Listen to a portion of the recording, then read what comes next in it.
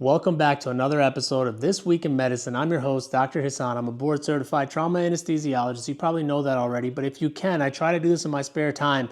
So if you can like, share, and subscribe, I'd really appreciate it. We're going to go over 4 medical stories that are not getting enough attention in the general public as of right now. I'm going to react to them in live time. The first one that I think is actually kind of mind-boggling that it's not getting enough attention, Manuka honey.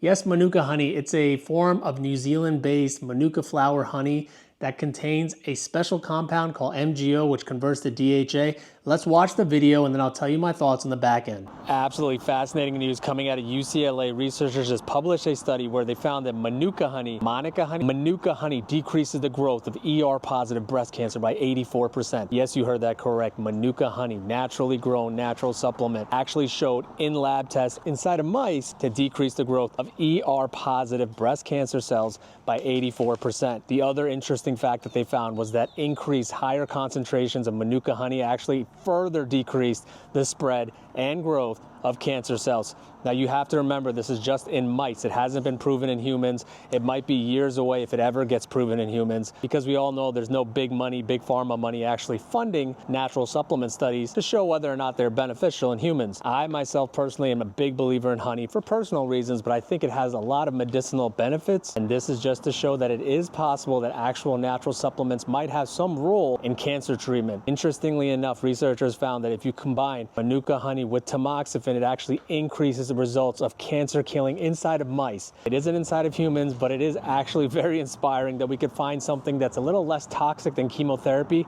to take care of one of the most common cancers found in women across the world. I myself as a physician have a tablespoon of honey almost every day. I think there aren't a lot of side effects to it. I think it is kind of beneficial, and it won't harm you to have 1 scoop of honey once a day because potentially it can be cancer curing. Now, there's a lot of research that has to be done, lots and lots of research, but it is actually kind of exciting that, some research is being done. So do yourself a favor, have a spoonful of honey, as Winnie the Pooh would say, have a spoonful of honey once a day, and it might actually serve to, extend your life. What do you guys think? Leave me a comment below. What other supplements do you guys take that could potentially have some benefits? I love you guys. I'll see you on the next one. Big news coming soon. All right, this is fascinating that it's not getting enough attention across the public sphere. Manuka honey, for the longest time, I had heard about. I never actually ate it until I saw this study coming out of UCLA. Basically, it's used with tamoxifen, and it's been shown in lab rats, not in humans, that in lab rats it helps amplify the breast cancer elimination potential. Absolutely fascinating. I don't see any downsides to having a spoonful of honey every day, even if it's a teaspoon or if it's half a teaspoon.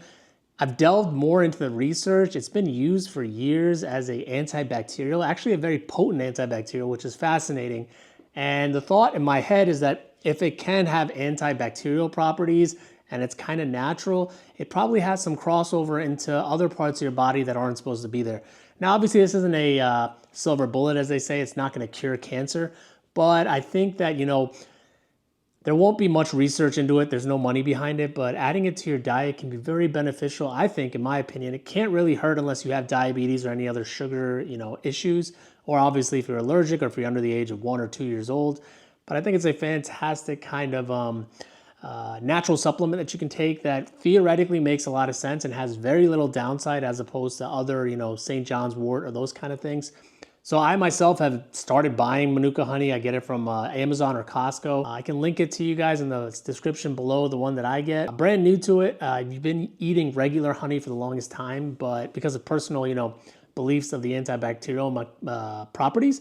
But that being said, I think this is an easy add to anybody's diet. Now let's go on to number 2. This is Tua Tagovailoa, concussions. Let's watch the video. You'll see my reaction in live time. And I have one more update on what I feel about it. Tua Tagovailoa suffered his 3rd major concussion in less than 3 years. I'm Dr. Hassan. What should Tua do now? Should he retire? As you guys know, concussions have become a hot button issue in the NFL in the past few years for good reason. Research has proven that CTE, chronic traumatic encephalopathy, has become increasingly prevalent amongst NFL players, probably due to the repeated concussions, the repeated hits to their head. Many commentators don't talk about is that concussions are defined as a higher level of injury to the brain, but repeated injury, repeated traumatic injury to the head can cause concussions just at a lower level that cannot be quantified or measured. This means that every single small tackle that an NFL player participates in causes traumatic injury to the brain, even if it's not quantifiable or definable as a concussion. What should Tua do now? Well, he's had 3 concussions. That is the major cutoff point for long-term damage that can affect the brain, can cause dementia, and can cause CTE.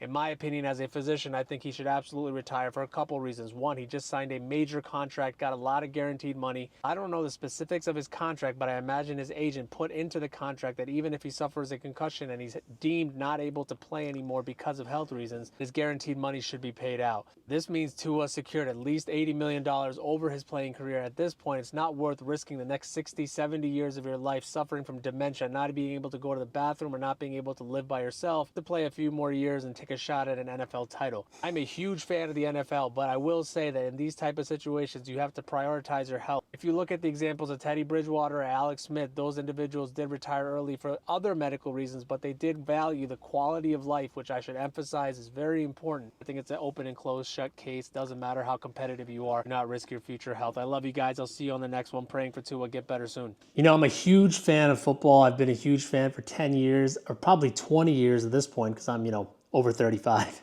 I guess my age in the comments below. I guarantee you won't get it. But I've been watching for 25 years, 20 years almost. Huge fan of football. I've seen the progression of the game. They have eliminated all the big hits that I was used to as a kid that got me hooked, obviously for medical reasons, because concussions are a huge part. And now as I'm a father, I've been thinking about it. I don't think I would want my son to play football, but there's a part of me, and I think there's a part of every man out there that has that gladiator instinct where you really want your, son or yourself to succeed in manly tasks. So I do see the appeal for this across the board for, all the youth across the country. But that being said, in this specific situation, Tua has suffered 3, probably 4 concussions that have been documented. And every single hit that you take, your brain feels some impact. It's just like your shoulder or your knee or any other muscle in your body. So his brain is definitely bruised. At this point, I think it's smart for him. He's made so much money. He just signed a massive contract. I looked it up, over $200 million, of which a big chunk was guaranteed. It's a no-brainer to me. I mean, no pun intended. It's a no-brainer. Like he, in my opinion, should definitely very seriously consider calling it a day, because the next one or the one after can be extremely catastrophic to the point where you won't be able to even go to the bathroom by yourself or feed yourself. And in a pursuit of a NFL championship, probably not worth it. Now, this post I just posted yesterday, 23andMe's entire board, the entire independent board resigned. Now, this board was comprised of some of the most high-level physicians, high-level entrepreneurs, Google execs and other tech company executives. It was a fascinating IPO when it happened a few years ago, the SPAC industry, when they were just bringing any company public. The idea of the company is fantastic. Let's watch the video and I'll react in the live time afterwards. The entire independent board of 23andMe decided to resign on the same exact day. This is a red flag. Just follow me for a second. Now the company is facing bankruptcy. It's down 99.5% in valuation. CEO proposed they plan to go private, but the entire board rejected it. Now why? Obviously, I don't have any insider information, but if I was to hypothesize, she put out a plan to, get the money back in the private markets. What exactly is valuable with 23andMe? Well, it's not the test itself. 5 years ago, the technology was fantastic. Now a computer could probably run your DNA test in 5 seconds. Certainly not the platform, because it's a one and done type of platform, so you don't go back to get your DNA tested again. And more than likely it's not the leadership, so it's not going to get acquired. So the only thing valuable left that 23andMe has is the database. Now the database probably has hundreds of thousands, if not millions of people's DNA sequencing inside of a database. While yes, you can use it for positive things like drug development, you can probably also use it for nefarious things. So I obviously don't know what's going on the inside of the company. I don't know the financials. But when I say it's a red flag, just don't send your DNA data. This is not like your, internet searching browser history that you go to sites with. This is your DNA data. Don't send it to tech companies that are masquerading like health companies. I'm obviously not saying whether or not they will or won't do that kind of thing. I'm just saying be smart about your, data. Anyways, love you guys. See you on the next one. Now, here's the thing. I think the idea of the company was fascinating when it first came out, but technology has rapidly caught up. You can have your DNA sequence pretty quickly. Now that the company and most of Wall Street and probably the rest of the world has figured out it's kind of a one-trick pony. The fact that they're trying to take it private probably means they're trying to sell off assets The entire board resigning, which included physicians and entrepreneurs, probably saw the writing on the wall. In my mind, it probably did not jive with their personal ethics. So because of that, I think it was pretty alarming that the entire board resigned. And what they're gonna do with the data, the millions and probably hundreds of thousands of people that have sent their DNA sequencing to that company that's probably been archived. I want to highly kind of tell you guys that your data in the next 10 to 20 years, whether it's your browsing data on Google or Internet Explorer, or your actual physical medical data is going to be worth a lot. There's a lot of tech companies that are trying to break into the medical field, other types of companies that are trying to break in using this kind of data, whether it's NVIDIA-based AI, generating medical drugs in 2 days, or it's nefarious things. So more importantly, just remember your data and your medical data is very important. There's certain companies that prioritize privacy like Apple, and there's certain companies that prioritize advertising and selling your data like Google and Facebook. So be very, very cautious what you do with your medical data right now, at least. I think maybe in 5-10 years, they'll be able to anonymize it or make it anonymous. I don't know if anonymize is a real word, but make it anonymous. And in that sense, probably not so much a big deal. But right now, while we're just breaking into this field, be very careful with your data. Don't just give it to anybody, and especially not startup tech companies. I think 23andMe and Ancestry.com were the big ones. They've both since gone bankrupt. Ancestry.com or its competitor sold to BlackRock. 23andMe is down 99.5% of their valuation from a $6 billion company. So they're one-trick ponies. They got the data, so just be careful what you do with your data. And finally, we're going to talk about this video that was absolutely disgusting. A new research study talked about the bacterial growth inside of reusable water bottles. For the longest time, everybody said use reusable water bottles, don't use plastic because the microplastics makes entire sense. Now we're discovering that the reusable bottles, especially with drink mixes in them, are very disgusting. Let's watch. A brand new study just published yesterday says that your water bottle is actually absolutely disgusting. Yes, we're talking about your favorite reusable water bottles that you use at the gym, at work, all the time. Study looked at thousands of water bottles, found that your water bottle has 5 times the amount of bacteria as a computer mouse, 14 times the amount of bacteria as a dog bowl, and absolutely disgusting, but 40,000 times the amount of bacteria as a toilet seat bowl. That's insane. Yes, 40,000.